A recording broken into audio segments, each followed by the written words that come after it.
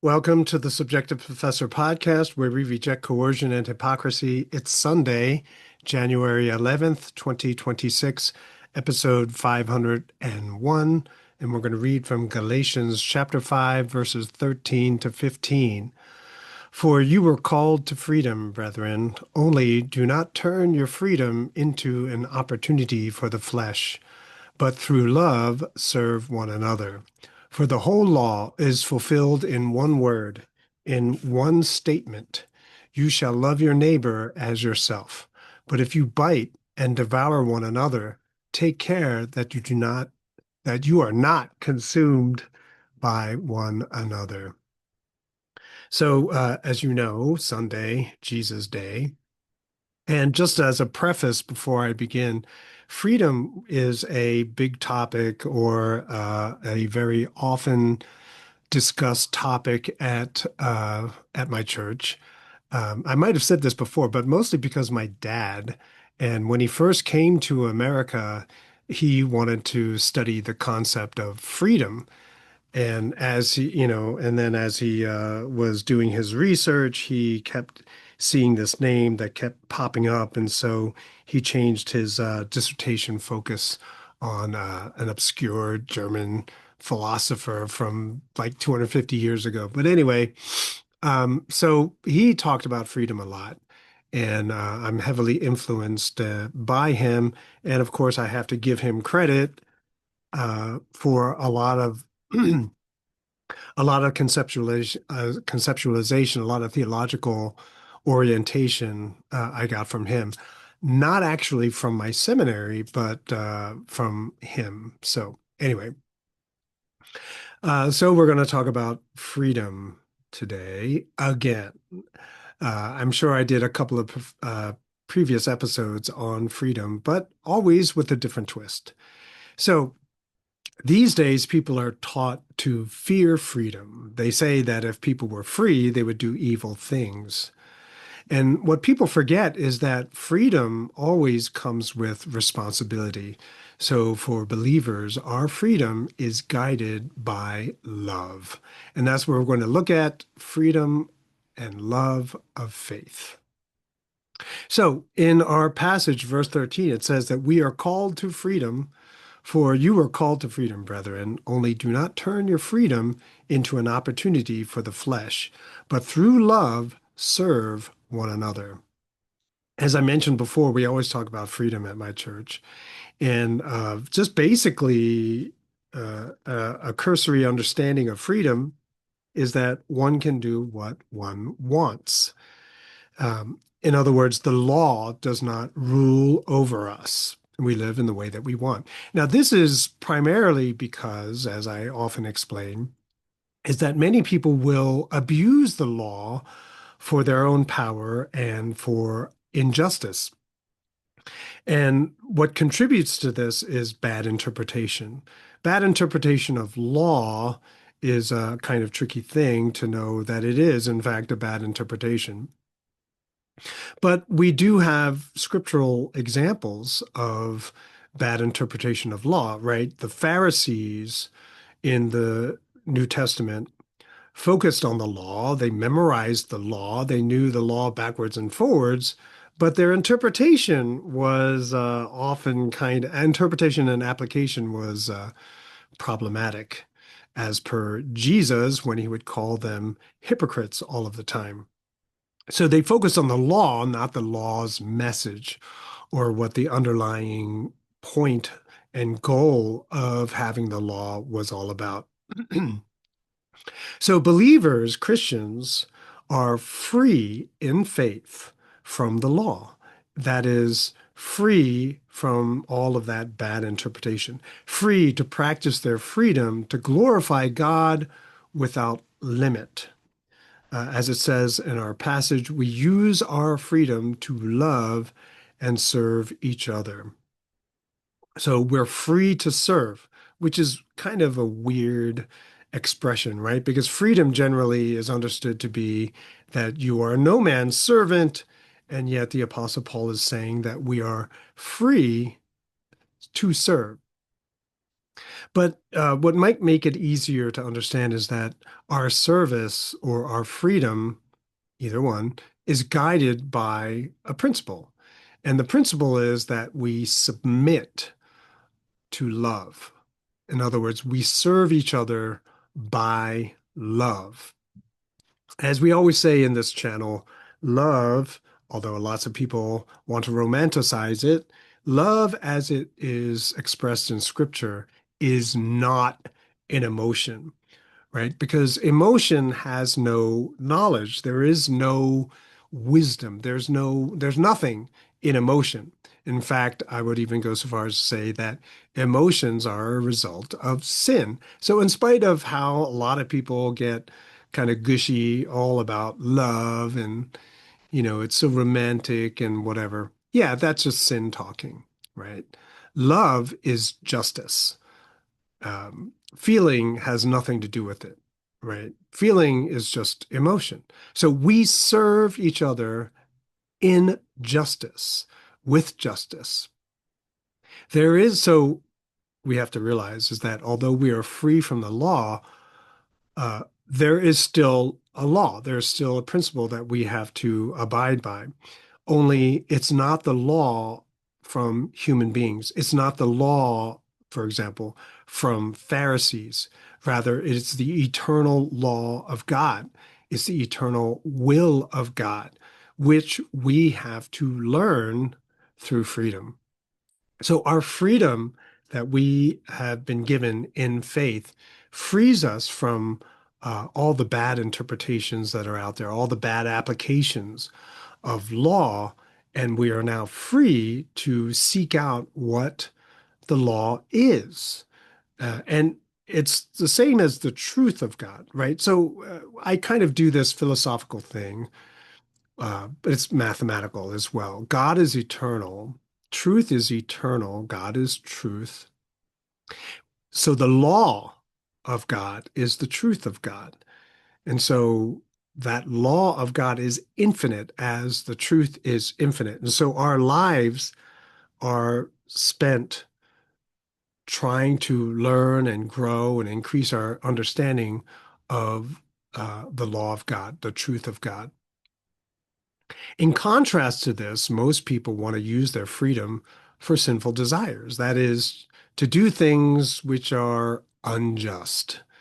Um, and the argument is that, well, if we're free from the law, then there's nothing that's illegal, so we can do anything. Yeah, but we are not free to do evil, right? We're not free to lie. We're not free to cheat or murder. We're not free to do that. One might make the case, well, you could, but there are consequences. And in contrast to doing things that are evil, our freedom, right? We're free to live our life to the maximum for God in love. That's what we're free to do. We're free from all restraints, minimum standards, right? Oh, just do this, you'll get to heaven, right? So where people will devote the least amount of time, the least amount of effort in their faith, and then throw themselves into the pursuit of all their worldly desires and say, hey, I'm still going to heaven because I got faith. No, it's actually not quite like that. Rather, we are liberated from all the restrictions and limitations that often comes with law, human interpretation of law, imposition and regulation of what it means to be a believer. And rather, there is no upper limit, right? Either you have faith, and once you have faith, then you are going to try to do your utmost, your maximum, ever increasing amount for God, following love. So we are not free from the consequences of our sinful desires. And so for those people still who are out there saying, well, no, I mean, we're allowed to follow our sinful desires. In fact, God gave us our sinful desire. This is this goofy argument that I hear all the time. Well, okay, let's just say maybe you are.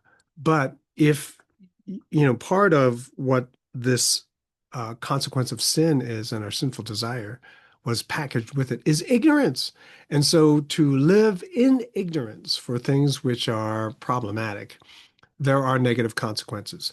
God does not save you from those negative consequences, right? You must receive the results and consequences of the choices that you make, especially the ones in pursuit of sinful desires.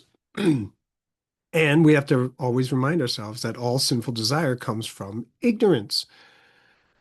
And the way I use ignorance is information that is not true. It includes that as well. So you got the truth of God, which is absolute, and then there's everything else, ignorance. And because we are sinful and the language we use is sinful, we can only ever aspire to learn more and understand more of that eternal truth.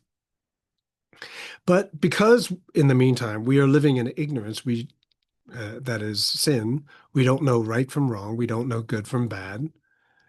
And so people will live guided by their ignorance. What they believe is knowledge and wisdom is actually ignorance. This is why it is sin. And this is also why we don't understand that it's sin. I guess it's kind of one might make the case that it's a circular argument. But the reality is that without faith, why would you even question anything? You could try to research things, try to understand more, read all the philosophy there is in the world, but the conclusion will not necessarily take you to where you need to go. There are some big names in the worlds of atheism and anti-God, anti-Christianity. Over time, you begin to see that their supposed knowledge and wisdom is not. And then I've heard stories of pretty famous people that because of their quest and thirst for knowledge, they do start asking about Jesus. Um, Jordan Peterson is one, and I thought Stefan Molyneux was another. I don't know. It's been a while since I've listened to him, but anyway. So in this world of ignorance, how do you find what is better, what is good? Generally speaking, we learn what is good and bad by results and consequences of actions. God doesn't protect us from our willful ignorance. In other words, you can't live irresponsibly making bad choices and expect that God will protect you from all of the fallout from that. No, that's not how it works. You bear the burden of the choices that you make. You reap what you sow. Knowing this, and we begin our journey to take care and be thoughtful and careful and wise, you start being mindful of the results of the choices that you make. You become mindful of the choices, of the results of the choices that others make. And this is the main reason why we have interest in other people's lives, into current events, and in history. Oh, other people did it this way, and this is what happened. Oh, better not do it again. Or, oh, we should explore that. That's a favorable result. Whenever we see that a result is what we might think is good or bad, we should always ask the question, is there a better way? Lessons we should learn about human society, it's largely in books. Whether they are accurately discussed in books or not, you can get to the point where your understanding is such that you can read between the lines. And that's where we want to be. That's the goal, to be able to read between the lines, see what is not included in some official history, and sort of say, well, okay, this is the history they're going to tell me, so who benefits from this, etc. Right? So you can read between the lines once you get to a certain level of understanding. And I'm not saying that I'm at a very high level, but even a minimal, you can kind of sniff out if something is, not the whole story. Now, we're supposed to read these books to learn the lessons of history, But we live in a time of ignorance. And in the time of ignorance, people forbid learning. So you might have seen in the news, Texas A&M, they banned the teaching of Plato because it's racist or sexist or something like that. Not that Plato is the truth, but they don't want people to learn from history, probably so that people will repeat the mistakes of history, sort of like hyperinflation, maybe. So education in this country has gotten so bad that we are repeating many of the mistakes of history. Christians join in this movement for ignorance, um, because they themselves are ignorant, because they themselves believe that they know what is in fact moral and they can see it. And so then they're going to participate in what they believe is a moral exercise. Whether it is or is not is besides the point. But to live in ignorance, to make choices in ignorance, yeah, there's no way that there's blessing with those kinds of choices. Now, believers realize that the life of faith must reveal our love for our neighbor. In verse 14, it says, "For the whole law is fulfilled in one word, in the statement, 'You shall love your neighbor as yourself.'" Keeping in mind that love is justice, love is perfect law and order, our lives must testify justice. Uh, what is love is justice, and what is just is good for everybody. So to live a life of justice, to practice justice with our neighbors is a benefit to everybody. Now, we live with justice because we live in faith. We know the love of God, which is justice. And so we practice and we live in the love of God, which means that we live with justice for justice. The next question we have to ask is, well, who's our neighbor? Well, everyone is our neighbor, including the people we think are our enemy. We love our neighbor, which means we practice justice with our neighbor. It makes sense that way. I mean, if you're to say we have to love our neighbor, what I have to fall in love with my neighbor? No, no. You just have to live with justice, live justly, practice justice with everybody, especially our neighbors, especially with the people who we believe are our enemies. We don't just practice justice with the people we like, but we practice justice with everybody. Our true enemy is evil. It's injustice, it's lies and deceit. And the evil that we see most often in others is ignorance. So, with knowledge, people who were once enemies, uh, people who were filled with hate for each other, they can understand a better life, understand that they don't have to be enemies. And so they are no longer enemies. We have to seek and find justice with everybody, especially our enemies. And if we don't, then what? Like, if we don't, like, you might say, oh, I know the Apostle Paul said that we have to love everybody. Jesus said it too. But you know what? That guy really is a jerk. I so don't like that person. And so I'm not going to practice justice with that person. Well, if that is the course you take, then you can only have hypocrisy, justice for some and not for others. If we live in a society that has hypocrisy, that society will eventually fail. Verse 15, it says, "If you bite and devour one another, take care that you are not consumed by one another."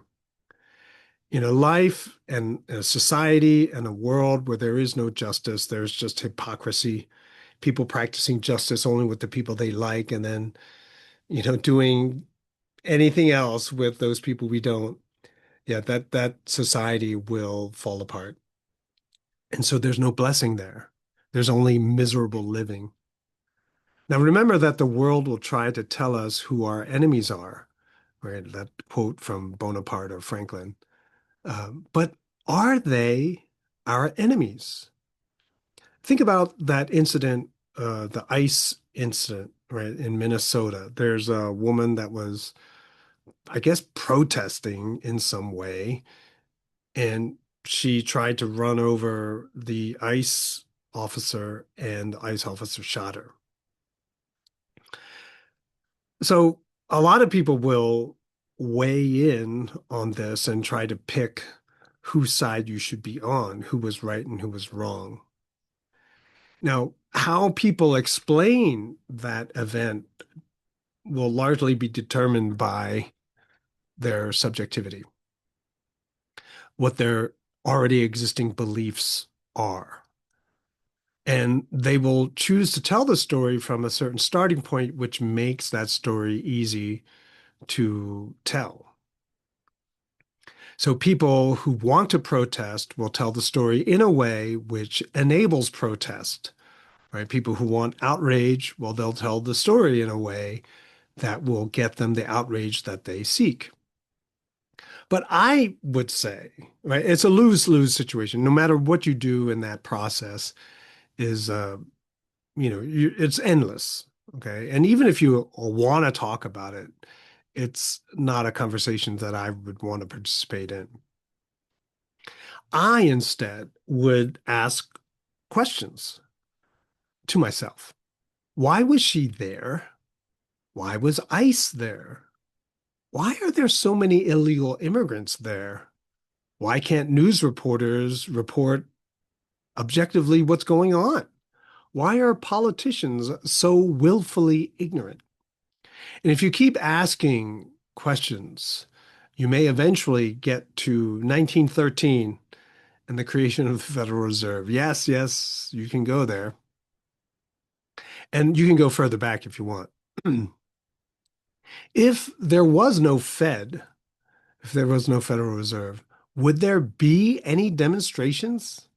I don't know. Maybe they would be, but it would be about different things. So for us as believers living in faith, hearing about this incident in Minnesota, we have to realize that it's a lesson, right? Remember in the beginning of the sermon, I said that we observe events and what other people are doing for lessons to know what is good and bad. So for us, keeping in mind that this is a lesson and it's supposed to teach us something, perhaps we can ask, is there a better way to serve others? Like if you were upset about something, is there not a better way than to risk your own life, to die a senseless life? There wasn't a better option for you. And so if we were there, what would we do? If we had a choice, an opportunity to go to Minneapolis and do what this woman did, would you do it? Knowing what the possible fallout would be, knowing what some of the potential consequences might be, would you still go? Um, the family of the woman who was shot, uh, the dead person, the family, unless not this is fake news, but I read the title of an article that said that the family of the dead person said that she shouldn't have been there. We have to realize that everything that we see today, global events, local events, doesn't matter. They're all a consequence, or most of them are a consequence of hypocrisy. And so we as believers, we have to find a better way. And if we can, that's what we're free to do, right? You do not have to fall into that trap of picking a side. Believers have to be free from restraints and restrictions like this to find a better solution, to find a better way. And doing that, living that difficult life of faith, which is constantly seeking a better solution, which will get you a lot of criticism.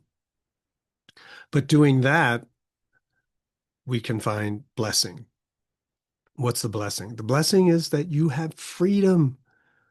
You're free from ignorance. You're free from sin.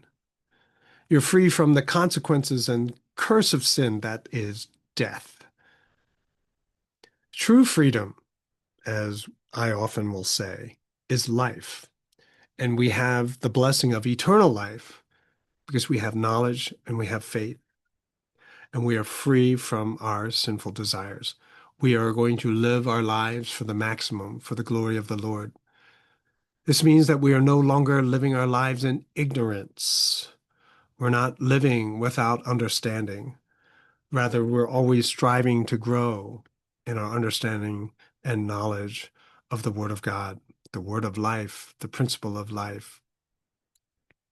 We do this because we are constantly searching for something that is better. Justice is not necessarily found by picking the right side, as if to say there's always a right side. No, we look for what is better, what might be a better solution, what might be able to de-escalate, what might avoid future problems, how to unwind and undo some of the things that had happened before. We must strive to live this ever-growing life of faith so that we can live with love, so that we can live with justice. We have responsibility, right? We have to always remember that. We have responsibility. And because this is a reality, we have to strive for justice, right? Because if you do things which result in massive injustice, well, you're responsible for that. But as we grow in justice, we understand more the justice of God. We understand more the justice that Jesus represented, that he taught, and that he fulfilled for us. And this is how we live. This is what we're supposed to live, especially with people who others are screaming in our faces are our enemy. This is what we testify. We testify to a better way. We testify to what is better. And that is always the truth of Jesus Christ. That's it for today. I will talk to you next time.